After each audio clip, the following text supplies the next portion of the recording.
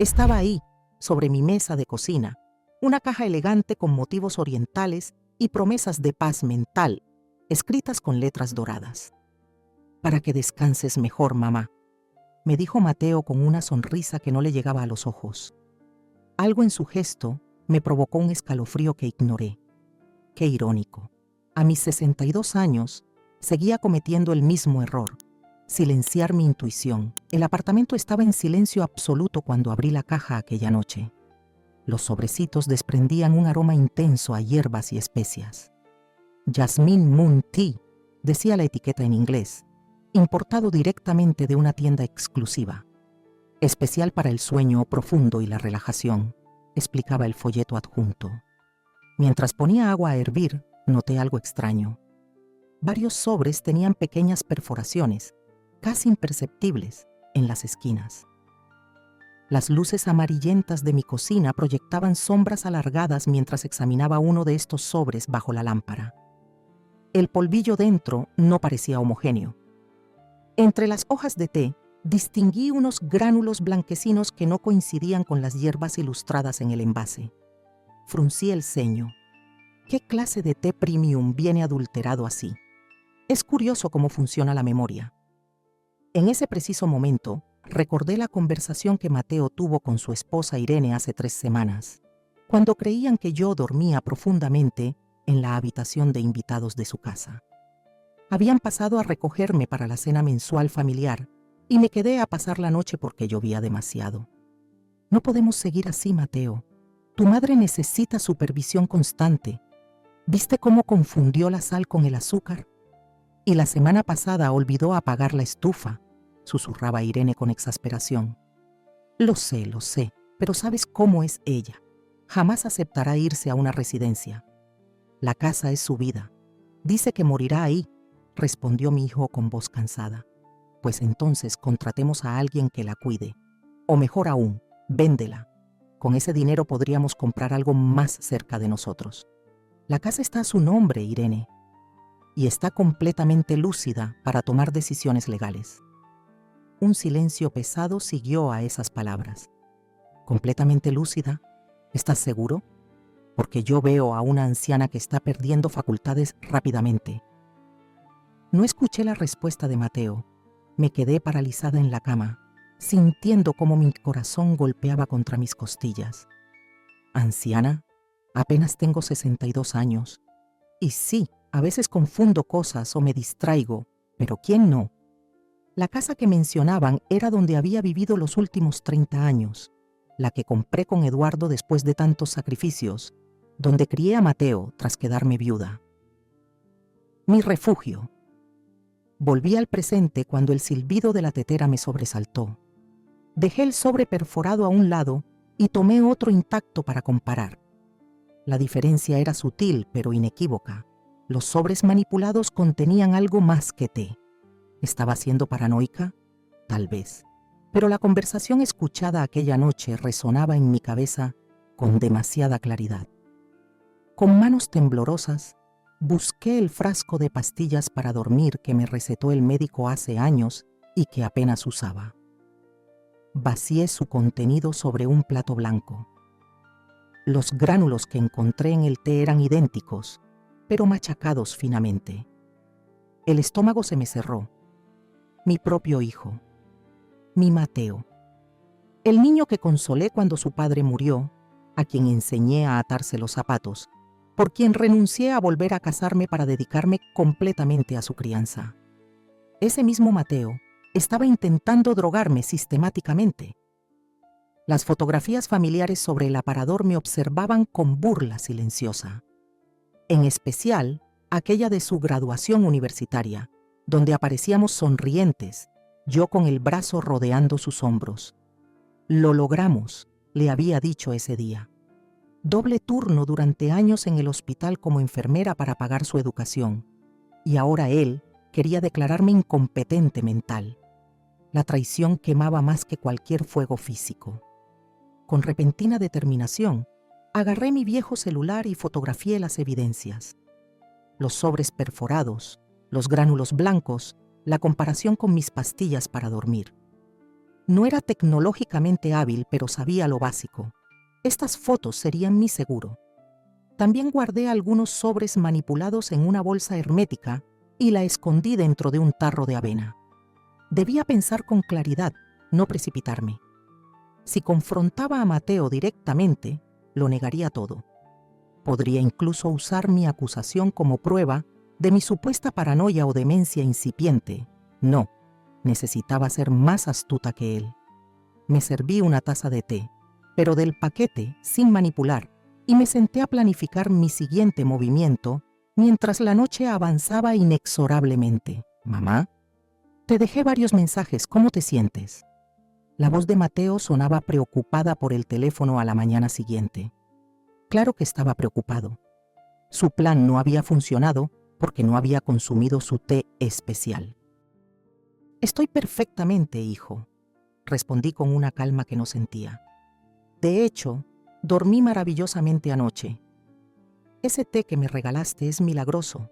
«¿En serio? Me alegro mucho. Podría traerte más si quieres». «No será necesario, tengo suficiente para un mes entero», respondí mientras observaba los sobres manipulados que había separado. «Oye, estaba pensando en que tal vez deberíamos hablar con mi abogado sobre la casa. Ya sabes, para dejar todo en orden». Silencio al otro lado de la línea. Casi podía visualizar su expresión, ojos brillantes, mandíbula tensa por la anticipación. «Claro, mamá, cuando quieras. Puedo acompañarte». «Perfecto, le llamaré para concertar una cita. Ah, y me gustaría que vinieras a cenar este viernes. Hay cosas importantes que debemos discutir». Colgué antes de que pudiera responder. Mi corazón latía con fuerza, pero no por miedo, sino por determinación. Durante toda mi vida había sido la cuidadora, de mis pacientes en el hospital, de mi esposo durante su enfermedad, de mi hijo durante su crianza. Ahora debía cuidarme a mí misma. Esa misma tarde visité a mi vecina, Dolores T., una farmacéutica jubilada de 74 años con quien compartía café los domingos. Su apartamento olía a canela y libros antiguos. Le mostré las fotos y los sobres manipulados.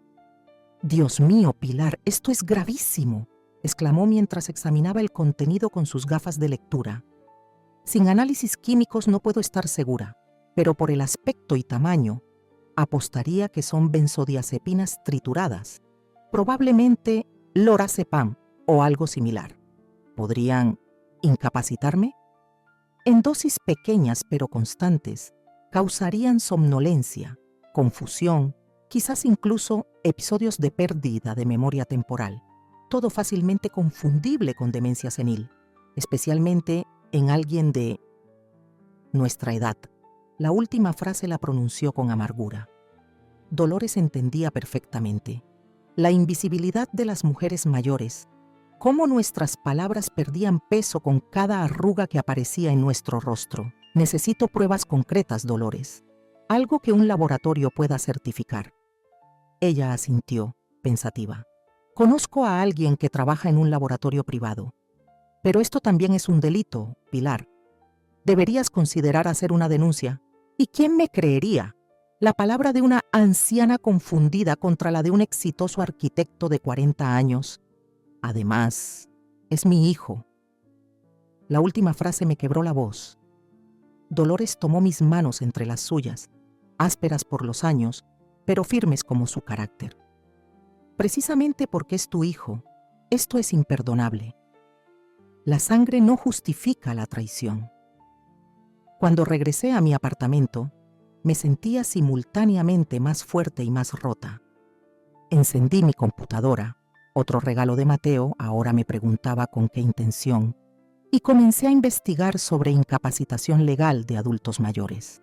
Los casos eran alarmantes. Hijos que conseguían la tutela legal de sus padres basándose en diagnósticos cuestionables, ancianos despojados de sus propiedades y confinados en residencias contra su voluntad, fortunas familiares evaporadas misteriosamente. Los siguientes días los dediqué a preparar mi defensa meticulosamente. Visité a mi médico, el doctor Vázquez, para un chequeo completo, insistiendo en pruebas cognitivas que quedaran documentadas en mi historial. Me reuní discretamente con mi abogado, Ernesto L., amigo desde hacía décadas, para actualizar mi testamento con cláusulas específicas sobre mi voluntad respecto a cuidados futuros e incapacitación. Obtuve copias certificadas de todos mis documentos importantes. Contraté un servicio de monitoreo para mi cuenta bancaria. Por último, instalé pequeñas cámaras de seguridad en áreas estratégicas de mi apartamento, especialmente en la cocina y la sala. Nunca imaginé que a mis 62 años estaría aprendiendo a usar tecnología de vigilancia, pero la necesidad es la madre del ingenio. Y yo había sido madre lo suficiente para saber que el amor puede coexistir con la precaución. El viernes llegó con una lluvia persistente que golpeaba mis ventanas como dedos impacientes. Preparé la cena favorita de Mateo, bacalao al horno con patatas, el plato que le hacía cuando aprobaba exámenes importantes. La mesa estaba perfectamente dispuesta, con la vajilla de porcelana que solo usaba en ocasiones especiales. Sobre el aparador había colocado estratégicamente una carpeta con documentos y un sobre grande con el nombre de mi abogado. Cuando sonó el timbre, respiré profundamente. El juego estaba a punto de comenzar. ¡Mamá! Mateo me abrazó efusivamente, sacudiéndose la lluvia del abrigo. «Huele delicioso. ¿Tu plato favorito?», sonreí aceptando la botella de vino que me ofrecía. «¿Irene no viene? Tenía una cena de trabajo. ¿Cómo has estado? ¿El té sigue funcionando bien?». Su pregunta, aparentemente casual, ocultaba ansiedad. Podía leerlo en sus ojos, los mismos ojos marrones de su padre, maravillosamente. «Duermo como nunca antes», mentí con naturalidad mientras servía la cena. «Pero cuéntame de ti. ¿Cómo va ese proyecto para el museo?». La conversación fluyó superficialmente durante la cena. Hablamos de su trabajo, de política, del clima. A cualquier observador externo le habríamos parecido lo que supuestamente éramos, una madre y un hijo disfrutando de tiempo juntos. Pero bajo la superficie, cada palabra era calculada, cada gesto una pieza de un ajedrez mortal. Cuando llegó el momento del postre, saqué la tarta de manzana del horno y serví 2 tazas de té. Vi cómo sus ojos se posaban en mi taza con interés apenas disimulado. «He estado pensando mucho, Mateo», dije, mientras colocaba la carpeta sobre la mesa. «Sobre mi futuro, la casa. ¿Qué pasará cuando ya no pueda valerme por mí misma? Mamá, no tienes que preocuparte por eso ahora», se apresuró a decir, inclinándose hacia adelante. «Yo me encargaré de todo cuando llegue el momento. Eso es exactamente lo que quiero evitar», respondí, sosteniendo su mirada. «Que tú tengas que encargarte de todo. Es una responsabilidad demasiado grande». Abrí la carpeta y saqué varios documentos.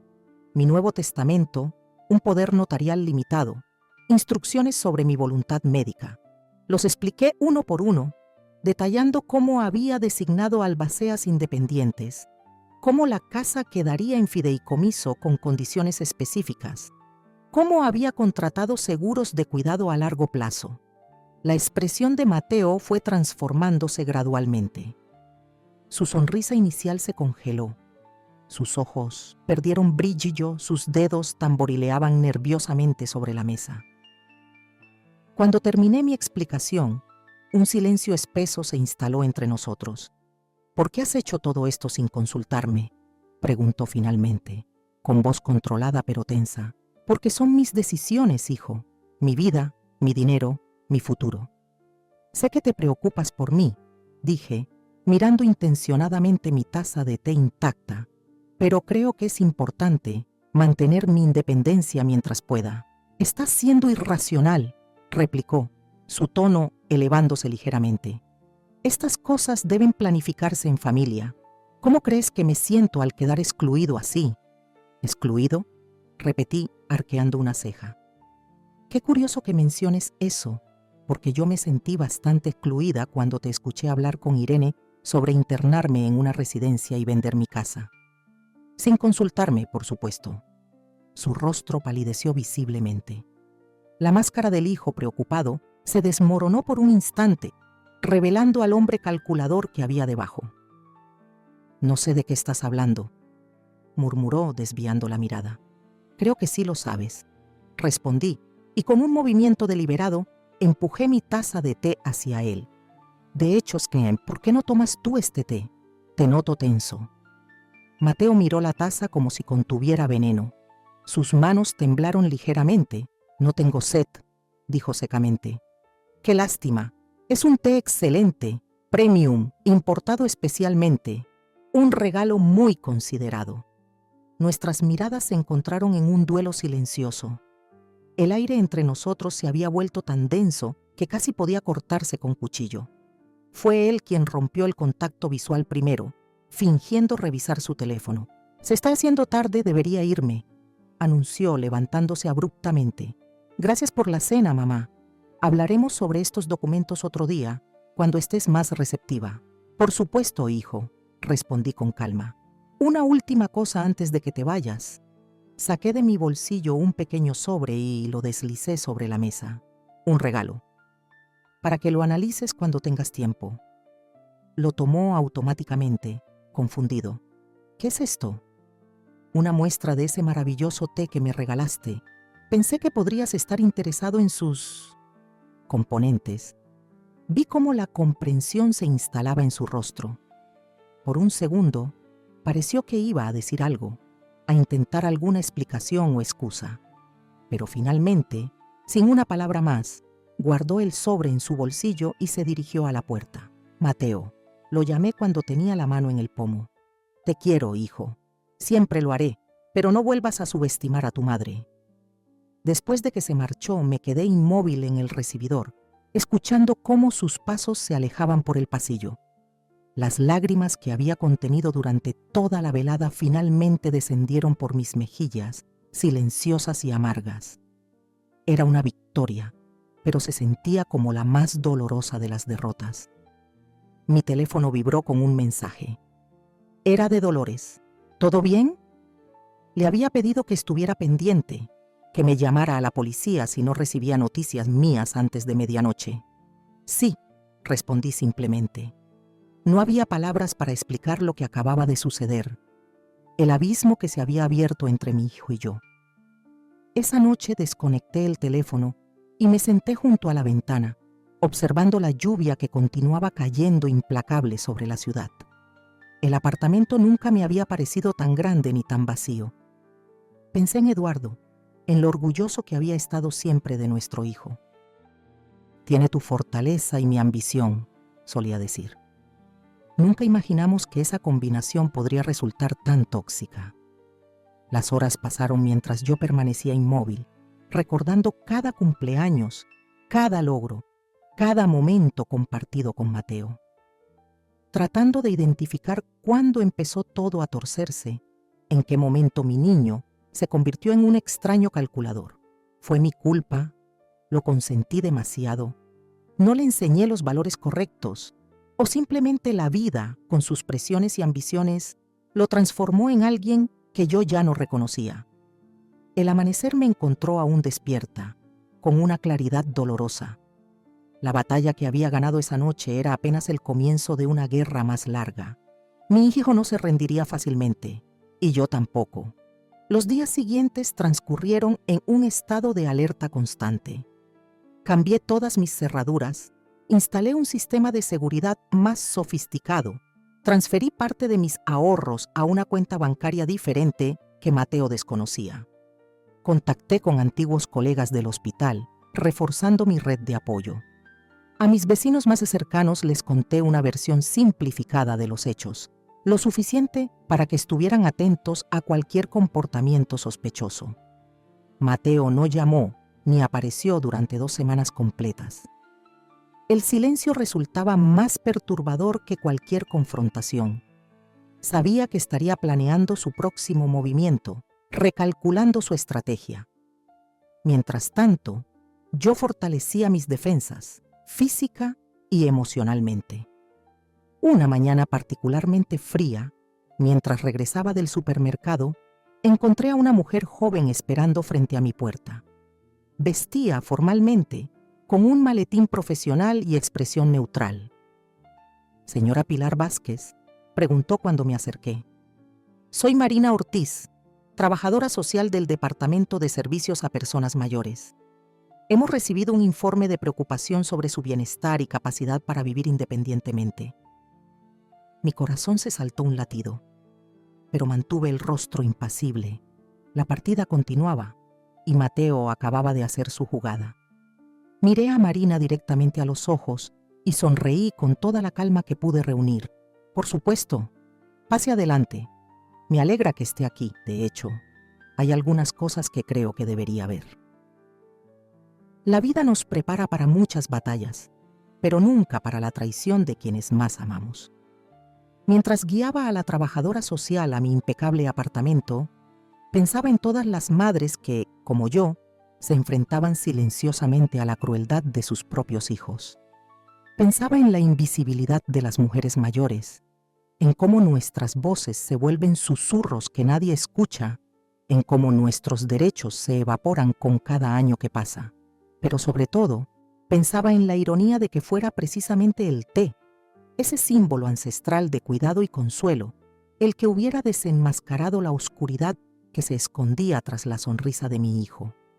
Marina Ortiz se sorprendió visiblemente cuando, en lugar de encontrar a una anciana confusa en un apartamento descuidado, se topó con una vivienda impecable y una mujer completamente lúcida que la invitaba a pasar con confianza.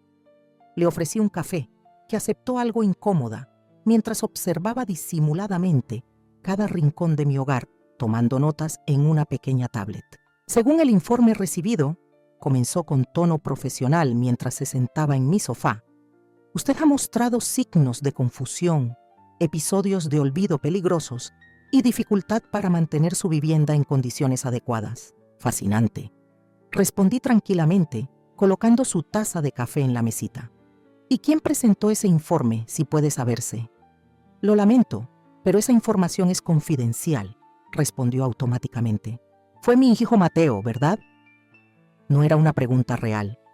Sus ojos me dieron la respuesta que sus labios intentaban ocultar. «Señorita Ortiz, antes de continuar, me gustaría mostrarle algo». Me levanté y traje la carpeta donde guardaba todas mis evidencias: las fotografías del té adulterado, el análisis preliminar que Dolores había conseguido a través de su contacto en el laboratorio, confirmando la presencia de benzodiazepinas, mi historial médico reciente certificando mi perfecta salud cognitiva y, finalmente, algo que no había mostrado a nadie aún: las grabaciones de las cámaras de seguridad mostrando a Mateo husmeando en mi botiquín durante su última visita antes de la cena confrontacional. Marina revisó todo con expresión cada vez más grave. Su profesionalismo no pudo ocultar completamente su sorpresa. «Señora Vázquez, esto es extremadamente serio. Si lo que muestra es cierto, estaríamos ante un caso de intento de abuso a persona mayor. ¿Ha presentado denuncia?» «No», admití. «Es mi hijo, Marina. A pesar de todo, es mi hijo. Entiendo su dilema, pero mi deber es reportar situaciones de posible abuso. Esto va mucho más allá de una preocupación legítima por su bienestar». «Lo sé. Y precisamente por eso quería que viera estas evidencias, porque necesito que entienda que lo que está ocurriendo aquí no es una madre senil que rechaza ayuda, sino una mujer independiente defendiéndose de un intento de manipulación y posible despojo». Durante las siguientes 2 horas, Marina realizó una evaluación exhaustiva.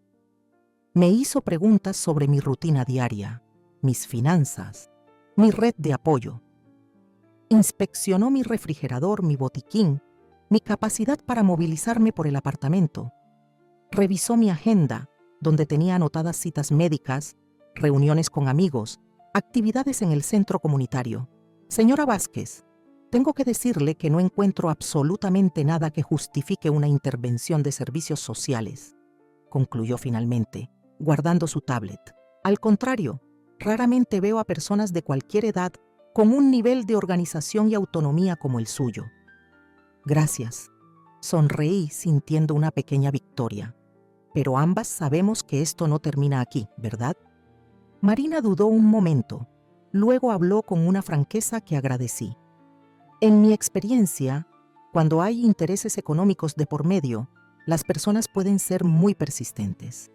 Mi informe será favorable a usted, por supuesto, pero esté preparada. Si su hijo está realmente determinado, podría intentar otras vías. Cuando Marina se marchó, me quedé contemplando su tarjeta de visita. Por alguna razón, había garabateado su número personal al reverso, además del oficial. Por si necesita algo, había dicho con una mirada que transmitía más de lo que sus palabras profesionales podían permitirse. Me senté frente al pequeño secréter que había pertenecido a mi madre, donde guardaba mis documentos más importantes. Abrí el cajón inferior y saqué un álbum de fotos antiguo. Entre sus páginas encontré la fotografía que buscaba. Mateo a los 7 años, sentado en mi regazo mientras le leía un cuento. Sus ojos brillaban de emoción. Su pequeña mano aferraba la mía con confianza absoluta. ¿Dónde había quedado ese niño? El teléfono interrumpió mis pensamientos. Era Dolores, mi vecina farmacéutica. Pilar, tienes que venir inmediatamente. Su voz sonaba alterada. Acabo de recibir una visita muy extraña. Un hombre preguntando sobre ti, haciéndose pasar por personal sanitario. ¿Cómo era?, pregunté, aunque ya sospechaba la respuesta. Alto, cabello oscuro, traje caro. Dijo que era del Departamento de Salud Mental, que estaban haciendo un seguimiento de pacientes mayores con episodios de paranoia. Me enseñó una identificación demasiado rápido para verificarla. Preguntó específicamente si te había visto comportarte de manera errática o si te habías mostrado innecesariamente suspicaz. Lucas, murmuré. El socio de Mateo. No le dije nada comprometedor, Pilar. Le respondí que apenas te conocía, aunque me dolió mentir así. Pero algo no me cuadraba en su actitud. Hiciste bien, Dolores, muy bien, respondí, sintiendo un escalofrío recorrer mi espalda. Iré enseguida. Mientras me preparaba para salir, recordé algo que Eduardo solía decir cuando enfrentábamos problemas. La mejor defensa es un buen ataque, Pilar. Mi difunto esposo había sido un estratega brillante, tanto en los negocios como en la vida. Quizás era hora de aplicar su filosofía. Al día siguiente, vestida con mi mejor traje y el collar de perlas que Eduardo me regaló en nuestro 20º aniversario, me presenté sin cita previa en el elegante estudio de arquitectura donde trabajaba Mateo. La recepcionista, una joven que no aparentaba más de 22 años, me miró con esa condescendencia reservada para los ancianos que se atreven a interrumpir el mundo de los jóvenes. Lo siento, señora, pero el señor Vázquez está en una reunión muy importante. ¿Tiene cita? No la necesito, querida, respondí con una sonrisa glacial. Soy su madre. Su expresión cambió inmediatamente. Había escuchado suficientes historias de jefes aterradores para saber que las madres de estos podían ser aún más intimidantes. Por supuesto, señora Vázquez, déjeme anunciarla, respondió, descolgando apresuradamente el teléfono. Mientras esperaba, observé las fotografías enmarcadas en la pared, proyectos exitosos del estudio, recortes de revistas de arquitectura. Mateo estrechando manos con personas importantes. Una en particular captó mi atención. Mi hijo junto a un hombre mayor de aspecto distinguido ante un imponente edificio corporativo. La placa identificaba al hombre como Ernesto Domínguez, prominente desarrollador inmobiliario. La recepcionista colgó el teléfono con expresión confusa. El señor Vázquez dice que no puede recibirla ahora mismo. Sugiere que concierte una cita para otro día. Entiendo, respondí con calma. En ese caso, esperaré. Me senté en el sofá de la recepción y saqué de mi bolso un libro. La joven me miraba con una mezcla de nerviosismo y fascinación. 10 minutos después, apareció Lucas G., el socio de Mateo, con expresión contrariada. Señora Vázquez, qué sorpresa verla por aquí, dijo con falsa cordialidad. Mateo está verdaderamente ocupado con un cliente muy importante. Comprendo perfectamente, Lucas, respondí levantando la vista de mi libro. Como comprenderás tú que una madre nunca necesita cita para ver a su hijo, esperaré lo que sea necesario. Su sonrisa tensa reveló su incomodidad. Sabía perfectamente quién era yo y lo que supuestamente me ocurría, pues había fingido ser personal sanitario para interrogar a mi vecina. Quizás podría atenderla yo si necesita algo urgente, ofreció, intentando resolver la situación. Eres muy amable, pero prefiero esperar a Mateo. Por cierto, ¿cómo está tu madre, Lucas?, pregunté con aparente inocencia. La última vez que hablamos me contó que estaba considerando mudarse a una residencia. Qué curioso que nuestros hijos se preocupen tanto por nuestro bienestar cuando llegamos a cierta edad, ¿no crees? Su rostro palideció ligeramente. La indirecta había dado en el blanco. Disculpe, tengo una llamada importante, murmuró antes de retirarse apresuradamente. 15 minutos después, la puerta del despacho principal se abrió y Mateo apareció, visiblemente tenso pero manteniendo una compostura profesional. «Mamá, qué sorpresa», dijo, acercándose para besarme la mejilla. «No esperaba verte hoy». «Evidentemente», respondí guardando mi libro. «¿Podemos hablar en privado?». Me condujo a su oficina, un espacio minimalista con ventanales que ofrecían una vista impresionante de la ciudad. Sobre su escritorio, noté un marco digital que alternaba fotografías. Mateo e Irene en su boda, Mateo recibiendo un premio de arquitectura, Mateo e Irene en una playa exótica. Ninguna imagen mía o que nos incluyera a ambos. «¿A qué debo esta visita?», preguntó, sentándose tras su escritorio, estableciendo una distancia física y psicológica entre nosotros. «Recibí la visita de una trabajadora social ayer», respondí directamente. «Muy profesional, muy minuciosa.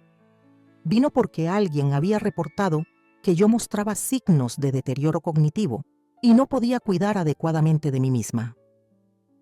Mateo mantuvo una expresión neutra, pero un leve tic en su ojo izquierdo lo delataba.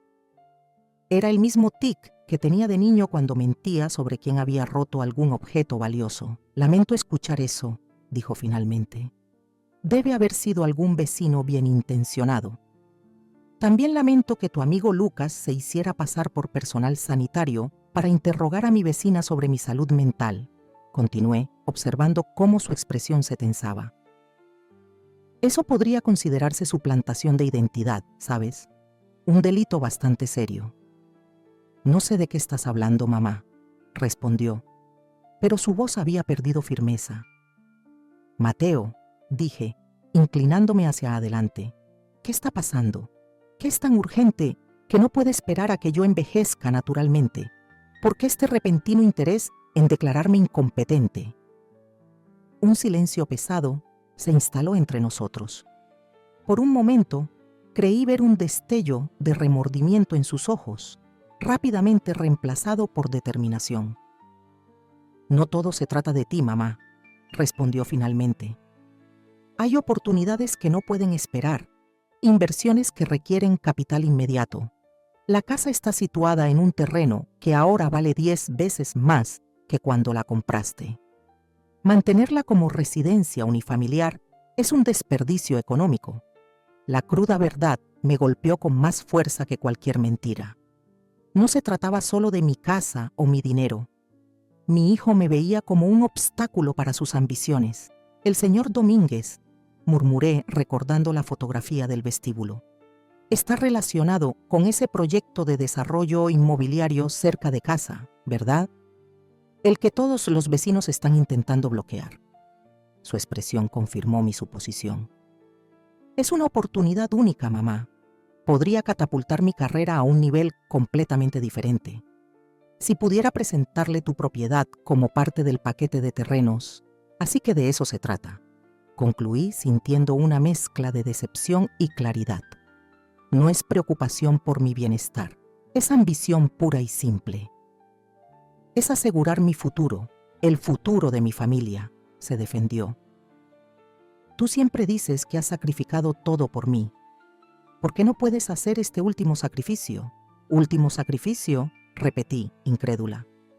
Drogarme sistemáticamente, declararme incompetente, internarme en una residencia contra mi voluntad y vender mi hogar, ¿a eso le llamas un sacrificio razonable? Mateo se pasó una mano por el rostro, visiblemente frustrado. Estás exagerando. El té solo era para ayudarte a relajarte, para que consideraras las opciones con calma. Nunca pretendía hacerte daño. ¿Y las benzodiazepinas trituradas? ¿También eran para relajarme? Su silencio fue más elocuente que cualquier explicación. Mateo, soy enfermera jubilada. Conozco perfectamente los efectos de esas sustancias, especialmente en personas mayores. Sabías exactamente lo que hacías. Me levanté, sintiéndome repentinamente exhausta. El peso de esta traición era casi insoportable. He actualizado mi testamento y establecido un fideicomiso irrevocable para la casa, dije mientras recogía mi bolso. Aunque consiguieras declararme incompetente, lo cual no sucederá, no podrías tocar la propiedad. Está legalmente blindada. La expresión de Mateo se ensombreció. Siempre has sido tan obstinada, murmuró. Tan inflexible. Y tú siempre has sido impaciente, respondí con tristeza. Cuando eras pequeño y construías torres con bloques, nunca esperabas a que la base estuviera firme antes de añadir la siguiente pieza. Siempre se derrumbaban, ¿recuerdas? Me dirigí hacia la puerta, pero me detuve antes de salir. Una última cosa, hijo. He dejado copias de todas las evidencias sobre el té adulterado con 3 personas diferentes. Si algo me sucede, si aparezco misteriosamente confundida o si sufro algún accidente, serán entregadas inmediatamente a las autoridades.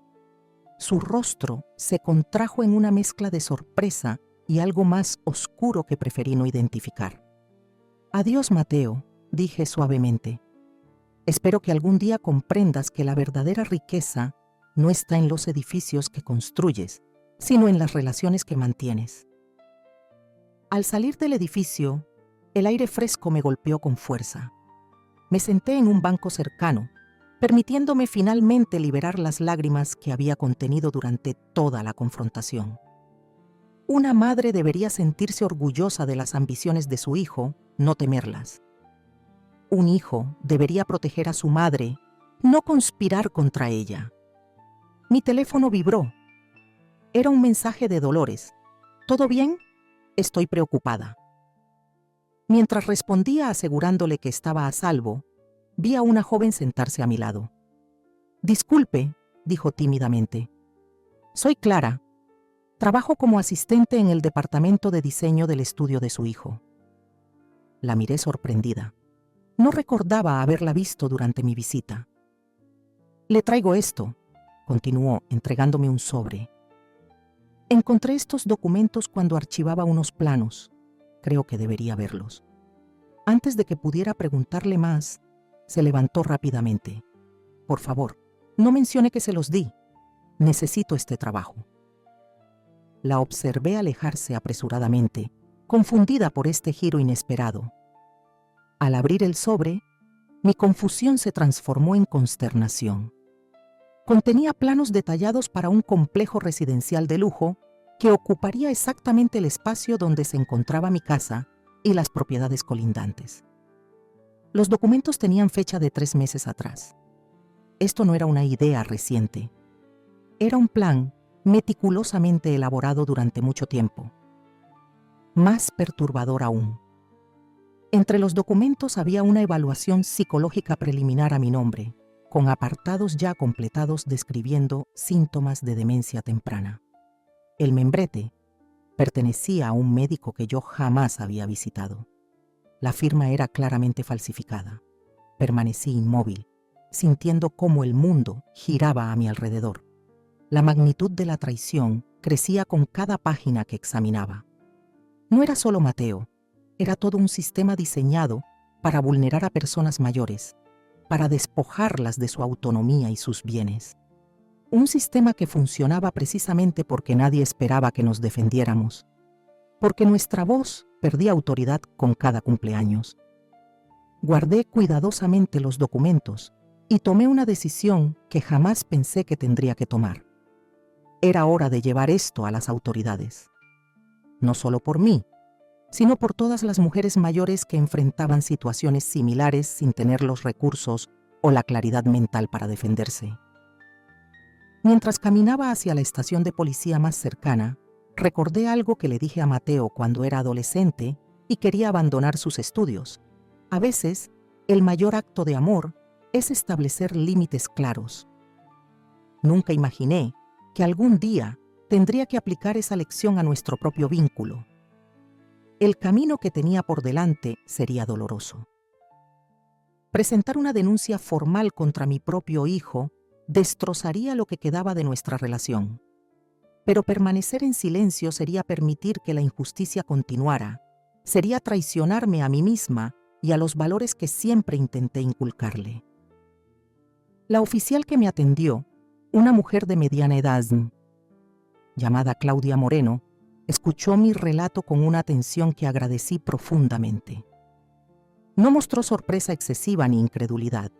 Simplemente tomó notas meticulosas y me explicó el proceso a seguir. Lamentablemente, estos casos son más comunes de lo que la gente cree, comentó mientras registraba mi denuncia. La buena noticia es que usted ha recopilado evidencia significativa. La mala es que estos procesos suelen ser largos y emocionalmente agotadores, especialmente cuando involucran a familiares directos. Estoy preparada, respondí, aunque ambas sabíamos que nadie está realmente preparado para algo así. Me levanté, sintiéndome repentinamente exhausta. El peso de esta traición era casi insoportable. He actualizado mi testamento y establecido un fideicomiso irrevocable para la casa, dije mientras recogía mi bolso. Aunque consiguieras declararme incompetente, lo cual no sucederá, no podrías tocar la propiedad. Está legalmente blindada. La expresión de Mateo se ensombreció. Siempre has sido tan obstinada, murmuró, tan inflexible. Y tú siempre has sido impaciente, respondí con tristeza. Cuando eras pequeño y construías torres con bloques, nunca esperabas a que la base estuviera firme antes de añadir la siguiente pieza. Siempre se derrumbaban, ¿recuerdas? Me dirigí hacia la puerta, pero me detuve antes de salir. Una última cosa, hijo. He dejado copias de todas las evidencias sobre el té adulterado con 3 personas diferentes. Si algo me sucede, si aparezco misteriosamente confundida o si sufro algún accidente, serán entregadas inmediatamente a las autoridades. Su rostro se contrajo en una mezcla de sorpresa y algo más oscuro que preferí no identificar. Adiós, Mateo, dije suavemente. Espero que algún día comprendas que la verdadera riqueza no está en los edificios que construyes, sino en las relaciones que mantienes. Al salir del edificio, el aire fresco me golpeó con fuerza. Me senté en un banco cercano, permitiéndome finalmente liberar las lágrimas que había contenido durante toda la confrontación. Una madre debería sentirse orgullosa de las ambiciones de su hijo, no temerlas. Un hijo debería proteger a su madre, no conspirar contra ella. Mi teléfono vibró. Era un mensaje de Dolores. ¿Todo bien? Estoy preocupada. Mientras respondía asegurándole que estaba a salvo, vi a una joven sentarse a mi lado.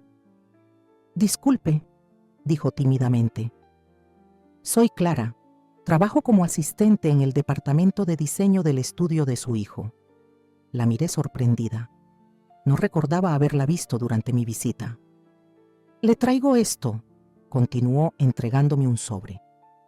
Encontré estos documentos cuando archivaba unos planos. Creo que debería verlos. Antes de que pudiera preguntarle más, se levantó rápidamente. Por favor, no mencione que se los di. Necesito este trabajo. La observé alejarse apresuradamente, confundida por este giro inesperado. Al abrir el sobre, mi confusión se transformó en consternación. Contenía planos detallados para un complejo residencial de lujo que ocuparía exactamente el espacio donde se encontraba mi casa y las propiedades colindantes. Los documentos tenían fecha de 3 meses atrás. Esto no era una idea reciente. Era un plan meticulosamente elaborado durante mucho tiempo. Más perturbador aún. Entre los documentos había una evaluación psicológica preliminar a mi nombre, con apartados ya completados describiendo síntomas de demencia temprana. El membrete pertenecía a un médico que yo jamás había visitado. La firma era claramente falsificada. Permanecí inmóvil, sintiendo cómo el mundo giraba a mi alrededor. La magnitud de la traición crecía con cada página que examinaba. No era solo Mateo, era todo un sistema diseñado para vulnerar a personas mayores, para despojarlas de su autonomía y sus bienes. Un sistema que funcionaba precisamente porque nadie esperaba que nos defendiéramos, porque nuestra voz perdía autoridad con cada cumpleaños. Guardé cuidadosamente los documentos y tomé una decisión que jamás pensé que tendría que tomar. Era hora de llevar esto a las autoridades. No solo por mí, sino por todas las mujeres mayores que enfrentaban situaciones similares sin tener los recursos o la claridad mental para defenderse. Mientras caminaba hacia la estación de policía más cercana, recordé algo que le dije a Mateo cuando era adolescente y quería abandonar sus estudios. A veces, el mayor acto de amor es establecer límites claros. Nunca imaginé que algún día tendría que aplicar esa lección a nuestro propio vínculo. El camino que tenía por delante sería doloroso. Presentar una denuncia formal contra mi propio hijo destrozaría lo que quedaba de nuestra relación. Pero permanecer en silencio sería permitir que la injusticia continuara, sería traicionarme a mí misma y a los valores que siempre intenté inculcarle. La oficial que me atendió, una mujer de mediana edad llamada Claudia Moreno, escuchó mi relato con una atención que agradecí profundamente. No mostró sorpresa excesiva ni incredulidad. Simplemente tomó notas meticulosas y me explicó el proceso a seguir. Lamentablemente, estos casos son más comunes de lo que la gente cree, comentó mientras registraba mi denuncia. La buena noticia es que usted ha recopilado evidencia significativa. La mala es que estos procesos suelen ser largos y emocionalmente agotadores, especialmente cuando involucran a familiares directos. Estoy preparada, respondí, aunque ambas sabíamos que nadie está realmente preparado para algo así. Mientras completábamos el papeleo, mi mente vagó hacia un recuerdo específico.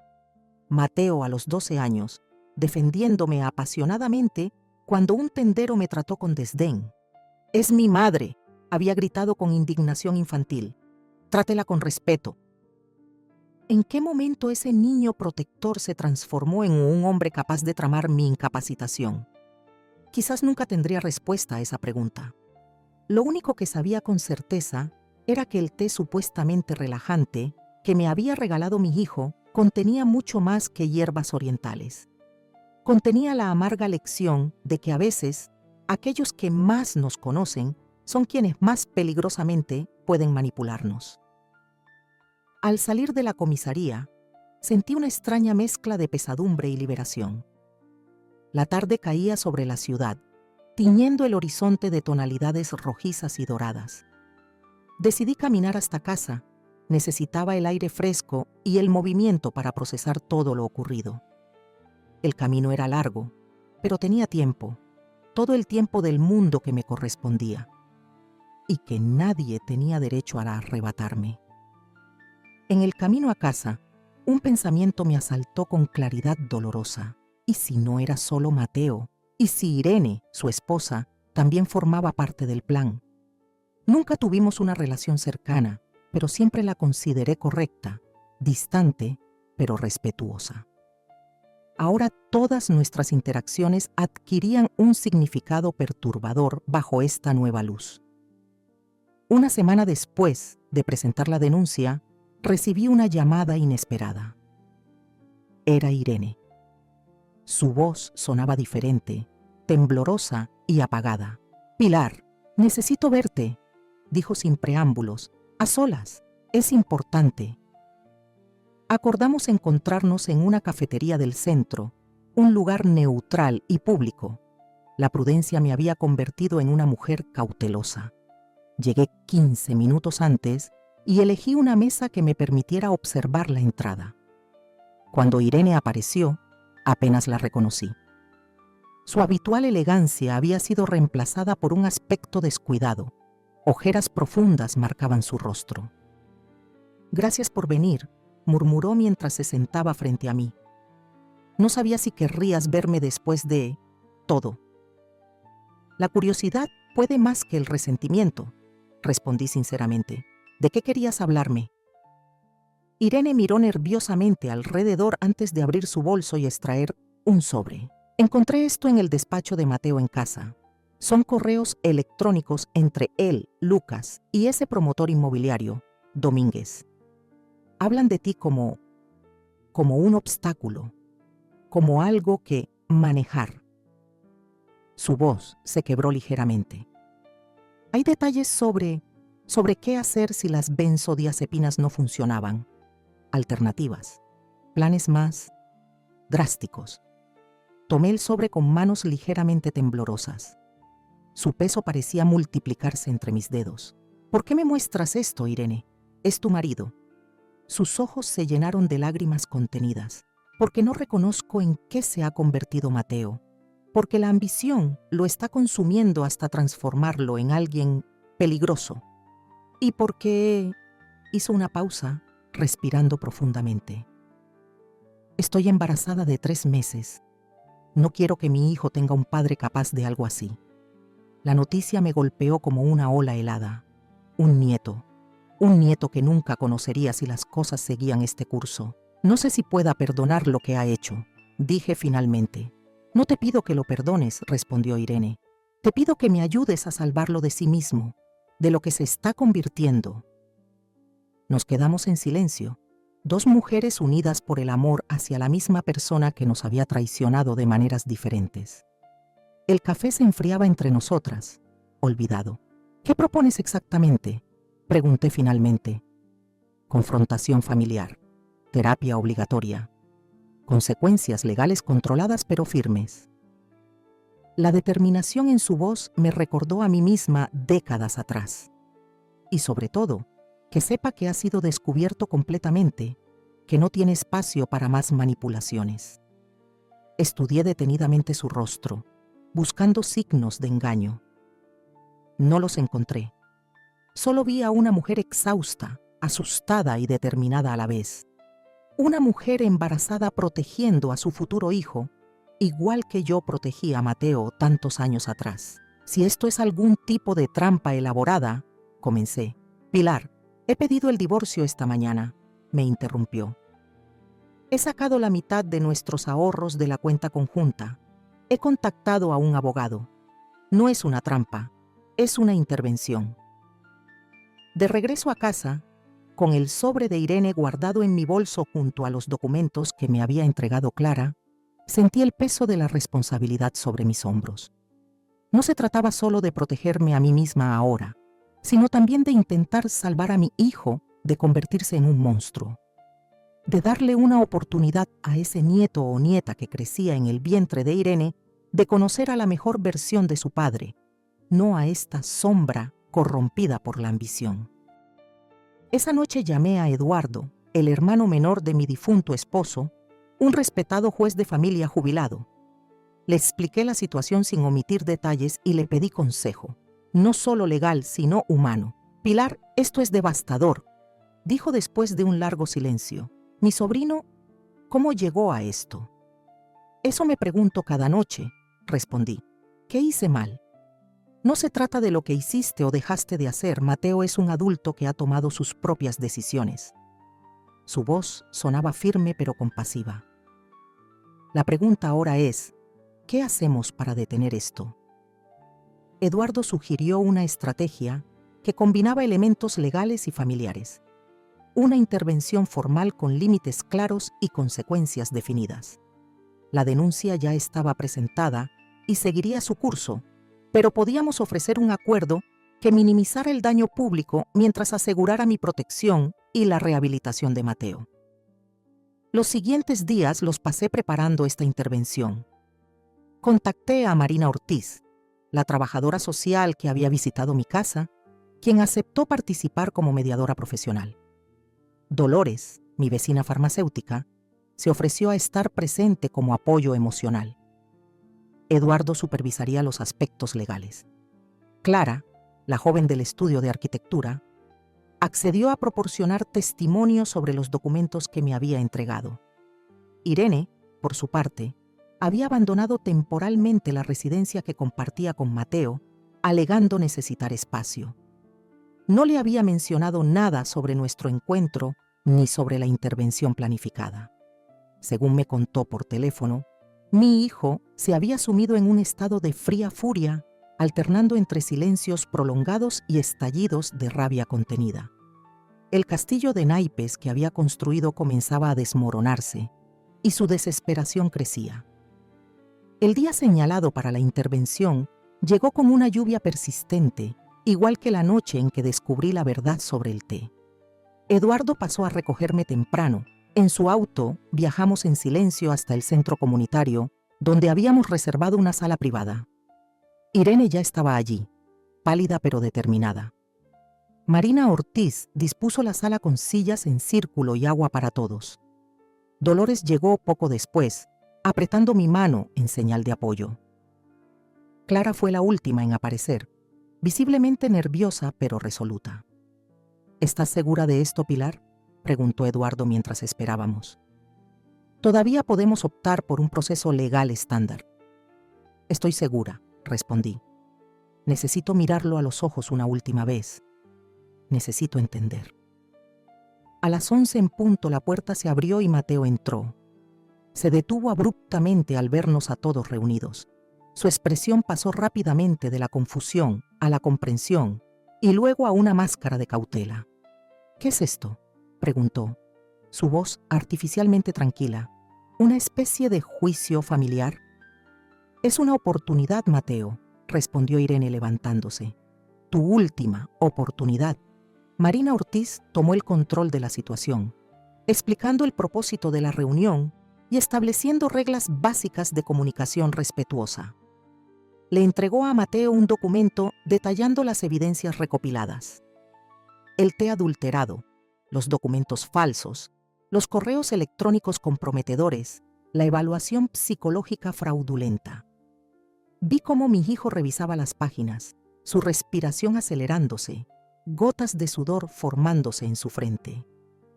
Cuando levantó la mirada, ya no quedaba nada de la arrogancia anterior. Por primera vez en mucho tiempo, vi miedo real en sus ojos.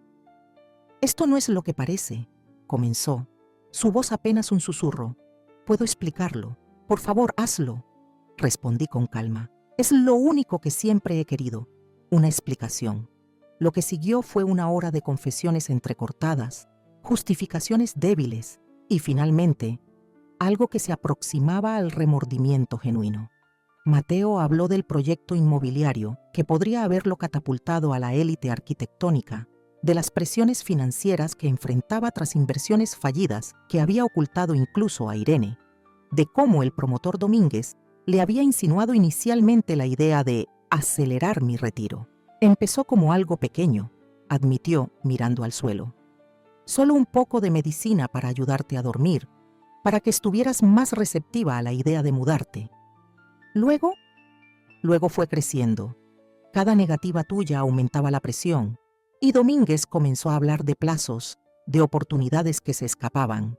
¿Y en qué momento decidiste que estaba bien falsificar una evaluación psicológica a mi nombre?, interrumpió Irene, su voz temblando de indignación. ¿En qué momento comenzaste a planear algo más drástico si las drogas no funcionaban? Mateo palideció visiblemente. Nunca habría llegado a eso. Nunca te haría daño físico, mamá, te lo juro. Pero ya me estabas haciendo daño, respondí suavemente. Estabas drogándome sistemáticamente. Estabas planeando arrebatarme mi autonomía, mi hogar, mi dignidad. ¿Qué clase de daño crees que es ese? El silencio que siguió fue tan denso que casi podía tocarse.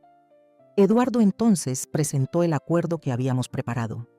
Mateo enfrentaría las consecuencias legales de sus acciones, pero con atenuantes si cumplía ciertas condiciones. terapia obligatoria, servicio comunitario en centros para personas mayores, distanciamiento total del proyecto inmobiliario y de Domínguez, y lo más importante, una disculpa pública y la restitución completa de cualquier daño causado. ¿Y si me niego?, preguntó Mateo, aunque su tono ya revelaba que conocía la respuesta. Entonces seguiremos el proceso legal completo, respondió Eduardo, con todo lo que eso implica: juicio público, posible prisión, fin de tu carrera profesional. Y por supuesto, perderás cualquier posibilidad de reconciliación familiar. Mateo miró a Irene, luego a mí, finalmente a sus propias manos temblorosas. Estoy embarazada, Mateo, dijo Irene repentinamente. 3 meses. Iba a decírtelo la noche que encontré esos correos electrónicos. La información pareció golpearlo físicamente. Se dobló ligeramente, como si hubiera recibido un impacto en el estómago. Un hijo, murmuró. Vamos a tener un hijo. Yo voy a tener un hijo, corrigió Irene con firmeza. Tú decidirás, hoy mismo, qué clase de hombre será su padre, si es que decide tener alguno. La lluvia había cesado cuando finalmente salimos del centro comunitario, 4 horas después. El acuerdo estaba firmado, los primeros pasos definidos. Mateo se había marchado con Eduardo para iniciar los trámites legales acordados. Irene se había ido poco después, exhausta pero visiblemente aliviada. Marina, Dolores y Clara se habían despedido con abrazos reconfortantes. Me quedé un momento sola en la acera, respirando el aire húmedo que sigue a la lluvia. No había perdón aún, quizás nunca lo habría completamente, pero había un camino trazado, un intento de reparación, una posibilidad, aunque distante, de reconstruir algo de lo que se había roto. El té que mi hijo me había regalado, aquel que contenía más que hierbas relajantes, permanecía en mi cocina dentro de su caja elegante. Lo conservaría como recordatorio de que la vigilancia es el precio de la libertad, especialmente para las mujeres mayores en un mundo que intenta constantemente silenciarnos y apartarnos. 3 meses después, recibí una carta manuscrita de Mateo desde el centro de rehabilitación, donde cumplía parte de su acuerdo. No pedía perdón, sabía que era demasiado pronto para eso, sino comprensión. Explicaba los demonios que lo habían llevado a tales extremos: la presión social del éxito, deudas ocultas, un vacío interno que intentaba llenar con reconocimiento profesional y material. No estoy justificándome, escribía. Solo intento entenderme a mí mismo para no volver a convertirme en ese hombre capaz de traicionar a su propia madre. Le respondí con una carta breve, pero honesta. Le conté sobre mi propio padre, su abuelo, a quien apenas había mencionado durante su crianza. Un hombre brillante destrozado por la ambición, que perdió a su familia persiguiendo fantasmas de grandeza.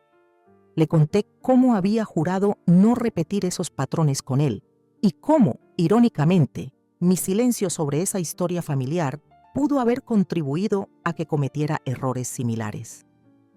La comunicación continuó, carta tras carta. No eran conversaciones fáciles ni cómodas, sino excavaciones dolorosas en heridas antiguas y recientes. Mientras tanto, la investigación oficial sobre el caso avanzaba. Domínguez y varios funcionarios municipales fueron implicados en un esquema de corrupción inmobiliaria que iba mucho más allá de mi caso particular.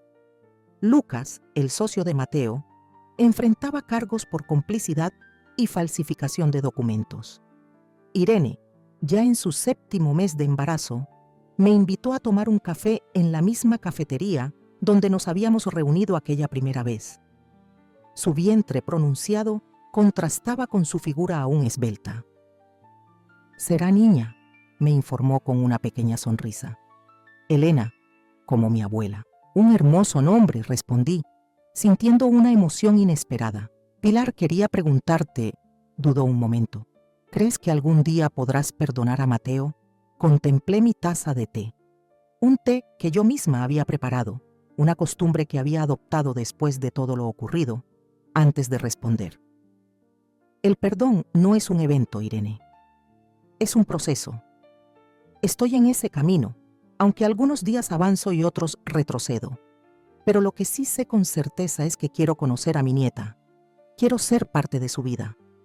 Siempre serás bienvenida, respondió apretando ligeramente mi mano. Elena necesitará una abuela que le enseñe a ser tan fuerte como tú. Mi historia no terminó con un final perfectamente feliz ni con una tragedia absoluta. La vida real raramente ofrece conclusiones tan nítidas. Mateo continuó su tratamiento y gradualmente reconstruimos una relación diferente, más cautelosa, pero también más honesta. Nunca recuperamos la confianza ciega de antes, pero encontramos un nuevo equilibrio basado en el respeto mutuo. Elena nació una madrugada de primavera, pequeña y perfecta con una mata de pelo oscuro como el de su padre. Cuando la sostuve en mis brazos por primera vez, sentí que un círculo se cerraba y otro comenzaba. Le susurré una promesa mientras dormía. Te enseñaré a reconocer el té adulterado, pequeña. Te enseñaré a confiar en tu intuición y a defender tu espacio en este mundo. Y sobre todo, te enseñaré que el amor verdadero nunca te pide que te hagas pequeña para que otros crezcan. Hoy, mientras escribo estas líneas en mi diario, observo por la ventana el jardín de mi casa, la misma que casi perdí. Las rosas que planté cuando Eduardo vivía florecen con fuerza renovada. El documental sobre abusos a personas mayores en el que participé como testimonio se estrenará el próximo mes. El grupo de apoyo que iniciamos Dolores y yo para mujeres que enfrentan situaciones similares ya cuenta con 15 miembros. Aquel té relajante que mi hijo me regaló con intenciones oscuras terminó despertándome de maneras que nunca imaginé. Me despertó a la conciencia de mi propia fuerza, a la realidad de las vulnerabilidades que enfrentamos las mujeres mayores y, paradójicamente, a una nueva etapa de mi vida donde mi voz resuena más clara y potente que nunca. No soy una víctima ni una heroína. Soy simplemente una mujer de 62 años que descubrió al borde del abismo que todavía tenía mucho por decir, mucho por hacer y mucho por enseñar a quienes vienen detrás. Y si algo he aprendido de todo esto, es que siempre hay que revisar lo que te ofrecen, especialmente cuando viene envuelto en hermosos paquetes con promesas de paz y tranquilidad. La verdadera paz nunca viene de abandonar tu poder, sino de afirmarlo.